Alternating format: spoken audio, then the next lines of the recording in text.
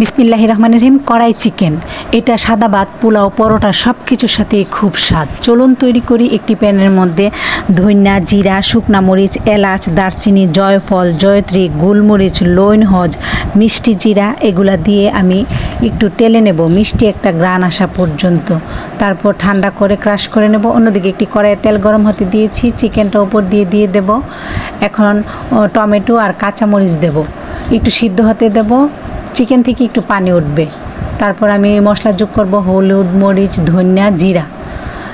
তারপরে একটু নাড়াচাড়া করে এটাকে সিদ্ধ হতে দেব। এই ফাঁকে আমি টমেটোর স্কিনটা উঠাই ফেলবো, এতে টমেটোটা তাড়াতাড়ি গলে যাবে। এখন মশলা ইউজ করব, বাটা মশলা, আদা, পেঁয়াজ আর রসুনের বাটা।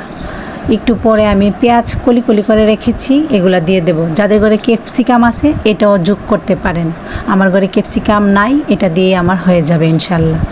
তারপরে আমি এটার মধ্যে দেব ওই যে মশলাটা গুঁড়া করে রেখেছিলাম, এই মশলাটা দিয়ে এটার গ্রানটা খুব সুন্দর আসবে, তেলটা উপরে উঠে আসবে। তারপরে আমি আদা দিয়ে নামিয়ে ফেলবো।